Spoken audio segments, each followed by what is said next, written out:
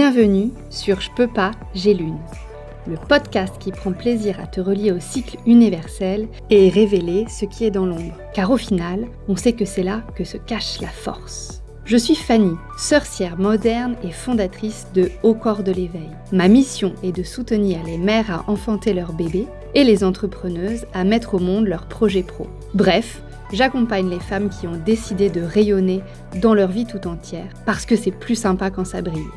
Installe-toi confortablement avec ton infusion de plantes préférée, ton grimoire et ta plume pour prendre des notes. C'est parti pour échanger sur nos meilleures formules de sorcières. Hello ma sorcière bien-aimée! Je suis ravie de te retrouver dans ce deuxième épisode du podcast Je peux pas, j'ai lune. Aujourd'hui, j'ai envie de te témoigner un moment fort de ma vie. Car nous sommes en juin, et en ce mois de juin, mon fils fête son moitié anniversaire. Ce qu'on nomme aussi le point de vie en numérologie, c'est-à-dire cette date 6 mois pile poil avant et après ta date de naissance. Mon fils étant né au moment des fêtes de Noël, il n'est pas évident de rassembler les copains pour fêter son anniversaire. J'ai donc décidé à sa naissance qu'on fêterait chaque année son anniversaire en famille et son moitié anniversaire avec les amis. Mon fils fêtera donc ses 6 ans et demi demain et on est en plein dans les préparatifs. En plus, ça tombe à pic, car j'ai toujours adoré le mois de juin, puisqu'il est ce mois charnière où l'énergie de l'année change. Les 6 mois précédents ont servi à poser les fondements de l'année en cours, à imaginer et à planter des projets. À partir du mois 6, donc juin, nous voyons les projets fleurir, mûrir et nous commençons à récolter les fruits. Juin, c'est aussi le mois de l'acmé du yang, selon la philosophie taoïste, du sommet de l'énergie feu d'après les fêtes celtes, celle où l'été et la chaleur bat son plein. En ce mois-là, nous avons les jours les plus longs. Bref, ça rayonne, ça chauffe et j'adore ça. Enfin, juin est le mois 6 et le chiffre 6 correspond au symbole de beauté et d'harmonie. C'est le chiffre de l'amour, de la famille et du don de soi. C'est aussi un chiffre qui vibre la perfection incarnée. Bon, entre nous, même si ça n'existe pas, mais disons que le chiffre 6 tend vers la perfection incarnée. 6 représente aussi l'étoile à 6 branches de la religion hébraïque, celle qui unit parfaitement le triangle matériel et le triangle spirituel. En tout cas, voilà, pour toutes ces raisons, j'ai choisi de te parler dans ce deuxième épisode du podcast Je peux pas, j'ai lune, de ce choix radicalement conscient et bienveillant pour mon corps et mon fils d'enfanter à mon domicile il y a donc 6 ans et demi. Tout a démarré au printemps 2014. Une petite âme a choisi de s'incarner dans mon utérus. Quelle joie, quelle énergie de vie! Comme beaucoup de femmes, j'ai vécu les 3 premiers mois avec des nausées et quelques dégoûts alimentaires. J'étais fatiguée tout le temps et, de mon côté, j'avais envie de vivre cette implantation et cette croissance de l'embryon dans le plus grand secret et la plus grande intimité de mon couple. Et j'ai aussi débuté assez vite mon accompagnement avec une sage-femme. Le 4e mois arrive, le 2e trimestre donc, et c'est le basculement. Terminé les nausées, je retrouve mon énergie, ma pêche, et je n'ai jamais été autant en bonne santé et avec autant d'énergie et de joie, en tout cas pas autant et pas aussi longtemps. Je me sentais belle et invincible du matin jusqu'au soir. Ah, les hormones! C'est aussi au cours du 2e trimestre que j'ai réalisé ma responsabilité par rapport à mon corps et la vie de mon bébé. C'est à ce moment, je pense, que j'ai commencé à véritablement incarner mon rôle de mère, c'est-à-dire ce rôle d'adulte mature qui considère que la vie est précieuse et qui est rempli de gratitude de tenir ce rôle de garante d'une vie humaine en développement. C'est à ce moment-là aussi que j'ai replongé dans mes écrits sur la physiologie de la grossesse. Alors, pas mes cours d'étudiante infirmière, non, mais les notes que j'avais accumulées sur l'anatomie et physiologie et tout ce qui se passe naturellement dans un enfantement de mammifères humaines. J'ai aussi croisé ces informations avec des recherches sur les neurosciences et les savoirs sur les hormones. J'ai lu aussi 3 bouquins, et pas un de plus. Ces 3 livres, c'était Le mystère des mers de Catherine Bergeret-Amselec, Une naissance, un voyage de Muriel Bonnet-Delval et Le bébé est un mammifère de Michel Audin. Avec ces 3 livres et mes notes, j'avais tout ce qu'il me fallait pour réaliser que 1. Depuis que l'humanité existe, les femmes enfantent les bébés et les bébés naissent. 2. Que tout dans le corps de la femme est fait pour que le bébé et le placenta sortent correctement par le vagin et à travers le bassin. Et 3. Que tout ça est possible si les conditions de sécurité reptilienne sont assurées. C'est avec cette dernière prise de conscience que j'ai beaucoup rigolé intérieurement. J'ai travaillé à l'hôpital en tant qu'infirmière, je sais donc comment ça se passe du côté de la blouse blanche. Alors, pour moi, c'est devenu à ce moment une évidence. Ce n'était pas possible d'enfanter à la maternité, j'allais enfanter à mon domicile avec le père, ma sage-femme Catherine et mon chat, au calme dans ma maison de campagne. Avant de continuer, je tiens tout de même à te préciser une chose. Il s'agit bien ici de mon expérience, et uniquement de mon expérience. Je choisis de te la conter pour t'inspirer et te permettre de réaliser les actions dans ta vie qui sont bonnes pour toi. Tu es souveraine de ta vie. Je pense que les témoignages de femmes sont importants. Les expériences contées des mères sont essentielles. Notre tradition orale passe à présent par les podcasts. Et c'est très bien. Je poursuis donc ici ce que mes ancêtres faisaient. C'est donc au cours du 4e mois de grossesse que mon projet d'accouchement à domicile, AAD, a émergé et s'est ancré dans chacune de mes cellules. Je me sentais tellement alignée avec ce choix, tellement heureuse d'avoir eu cette idée, car quelques mois auparavant, je ne savais même pas que c'était possible. Ici, je me dois de remercier tout particulièrement le témoignage de Caroline Croix-Marie, femme, mère et naturopathe au sud-est de l'Ille-et-Vilaine, et le récit de naissance du 2e bébé de mon amie Stéphanie Guillotot, femme, mère et agricultrice en lait bio. Le simple fait d'avoir eu cette pensée « je peux enfanter chez moi » m'a transformée. Je suis devenue encore plus ancrée et je savais que je ne devais rien attendre des accompagnants en périnatalité et qu'il y a des choses que les autres ne peuvent pas faire à votre place, comme par exemple dormir, manger ou enfanter ton bébé. J'ai réalisé l'intensité de cette action. Je vais enfanter mon bébé à travers mon corps et moi seule peux le faire. Waouh! C'est tombé comme une bombe. J'ai commencé à en parler avec mon médecin. C'est un professionnel holistique, donc je pouvais lui en parler. Il m'a indiqué le nom d'une sage-femme, puis une amie m'a donné un 2e nom. Avec le père, nous avons rencontré les 2 sages-femmes, et les questions essentielles étaient « avec laquelle j'ai envie d'enfanter ? Avec laquelle je me sens en confiance ? Avec laquelle je me sens en sécurité ? Avec laquelle je ressens l'ancrage ?»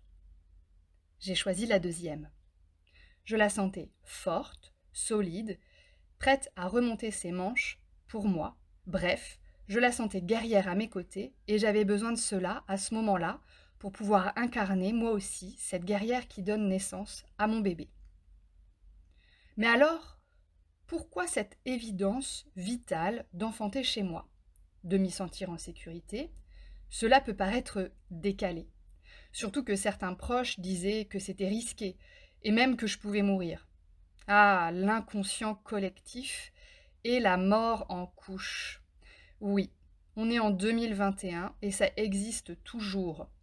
Non, ça ne devrait pas faire peur, en tout cas plus faire peur, car on est aujourd'hui capable d'expliquer et de prévenir ces décès, ces morts en couche. Faisons un tour par les chiffres pour bien comprendre.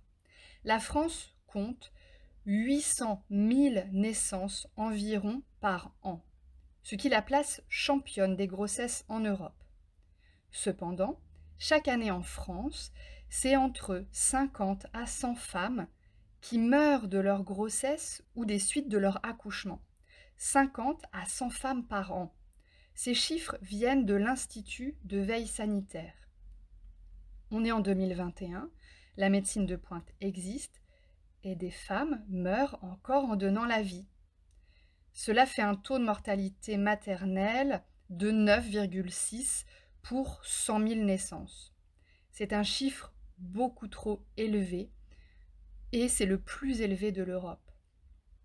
Surtout quand on sait qu'un décès sur 2 pourrait être évité.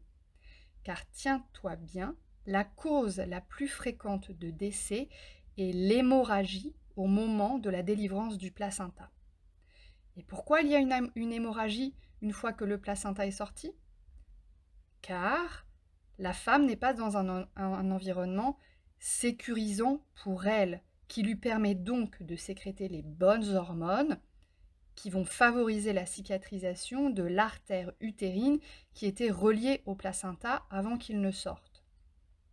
À la place de cela, n'étant pas en sécurité, elle sécrète l'hormone du stress, bien connue sous le nom d'adrénaline, qui, justement, empêche la cicatrisation, contrairement à l'oxytocine.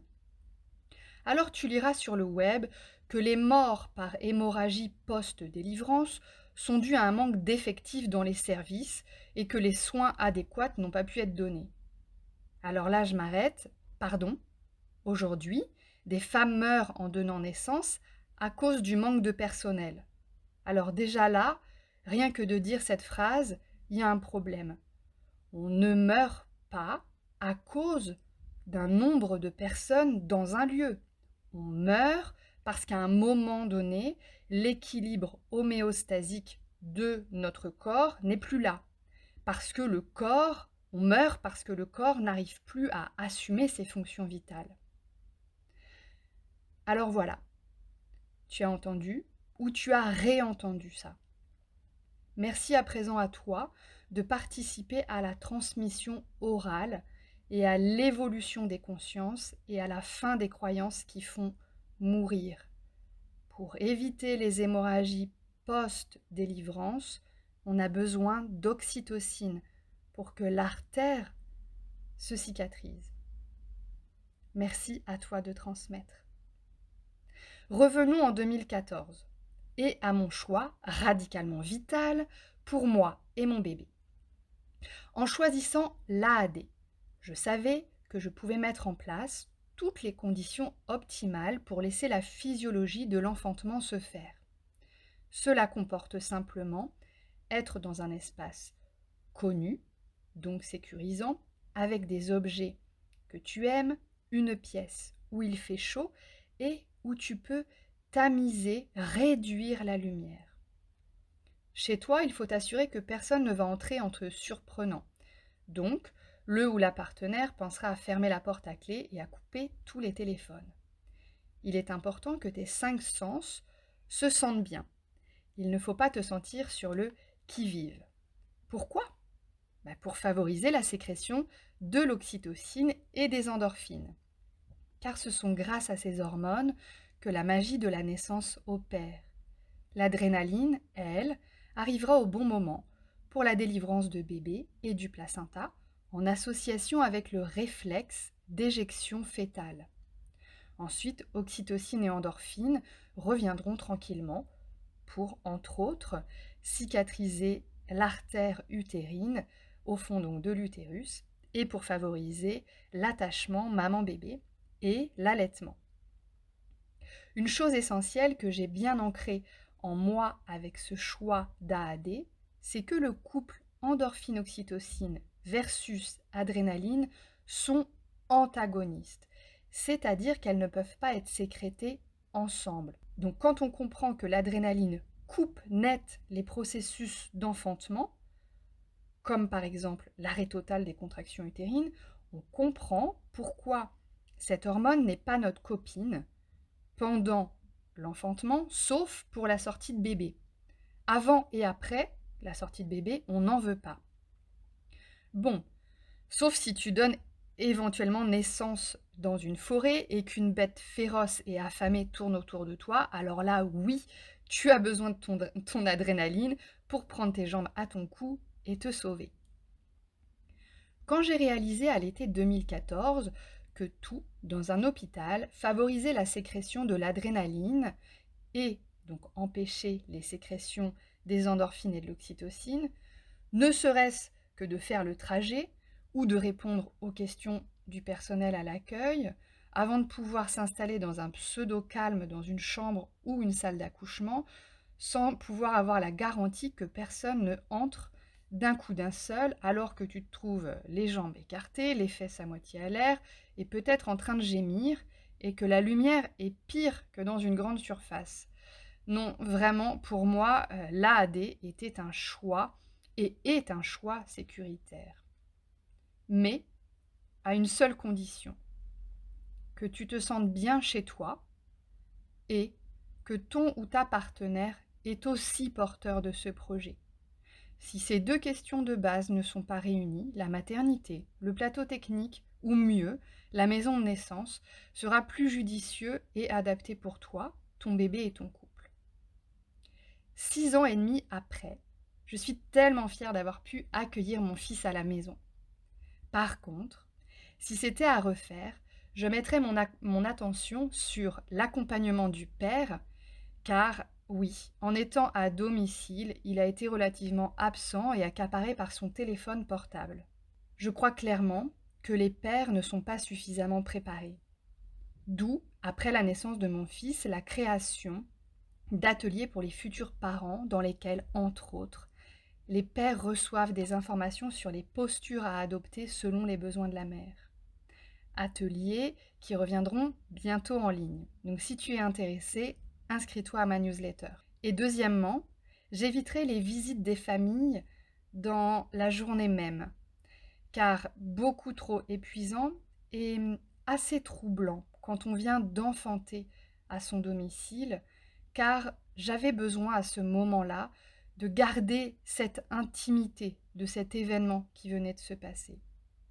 En résumé, si c'était à refaire, je prendrais une doula. Et là, je salue le travail extraordinaire de mes doulamis, Mamie de Portage, Doula en Braise, Gwen Lecause, Big Mama, Laura Quepel, etc., etc. Pour terminer, je vais simplement te citer 3 moments forts de mon AAD. Le premier, c'est quand les vraies et bonnes contractions ont commencé. J'étais seule à la maison. C'était un après-midi. Il pleuviotait un peu dehors. Et je savais que c'était ça, que l'enfantement avait débuté. J'ai fait tout ce que j'avais expérimenté en cours de yoga grossesse. Le chat vague, le cheval, la décharge avec le foulard. À ce moment, j'avais l'impression de démarrer une épreuve. Go, c'était parti, pas de marche arrière possible. Le deuxième moment, c'était dans ma baignoire. Mon bébé était bien bas, il poussait contre mon coccyx. J'avais mal, et entre 2 respirations, je regardais ma sage-femme et je lui disais « Ah, le c***, il me fait mal au c***. » Qu'est-ce que je l'ai raconté aux femmes que j'accompagne en yoga grossesse. À ce moment, ma sage-femme mettait sa main sur mon sacrum et pressait fort. Quel soulagement cette contre-pression. Alors, même chose, transmets ça à une amie ou à ton partenaire, car c'est vraiment important à faire. Et le troisième moment, c'est quand ma sage-femme a fait mes 3 points de suture, suite à une toute petite épisio, et que là, elle me dit, droit dans les yeux, « Regarde ton bébé, respire avec lui, serre-le fort, aime-le fort. » C'est ce que j'ai fait. Et waouh, quelle force ça m'a donné pour réussir à dépasser la douleur des points de suture. Et je suis sûre qu'aujourd'hui, ce lien-là, il perdure encore. Mon fils me donne la force quand je le regarde. Je pourrais te raconter plein d'autres moments, comme par exemple celui où j'étais en douce transe, à expirer loin, loin, loin à chaque contraction. J'ai vraiment adoré les contractions. Ou encore ce moment où Catherine, ma sage-femme, me dit « Ton bébé est là, tu ne le vois pas ?» Et moi, je la regarde et je lui réponds « Mais non Catherine, je vois rien, j'ai pas mes lunettes. » Et là, elle me prend ma main et elle me la pose sur le crâne de mon bébé, ce crâne-là qui était bien sorti et qui était tout au bord de ma vulve. Waouh! Là encore, ça m'a donné une force incroyable pour guider mon bébé vers la sortie. Bon, je pourrais continuer encore et encore, mais je vais m'arrêter là. Si tu es déjà maman, je t'invite vivement à prendre quelques minutes pour toi et savourer cette ou ces magnifiques épreuves que sont les enfantements, l'enfantement. Car tu l'as traversé et tu es forte, maman. Si tu es bientôt maman, je ne peux que t'inviter à rejoindre notre communauté de mamans, de mamas, et de rejoindre mon programme en ligne de yoga et de savoir pour une maternité qui te ressemble. Je mettrai les indications sous ou à côté du podcast. Si tu n'es pas encore maman, je t'invite à prendre le temps pour célébrer ta mère, tes grands-mères et toutes les mères de ce monde, sans qui, toi, moi, tes proches qui te sont chers, ne serions pas là. Chère sorcière, prends quelques minutes pour respirer et réaliser l'importance de la vie qui se fait là, dans les utérus des femmes, dans les vagins des femmes. Célèbre la vie juste en prenant quelques instants pour respirer.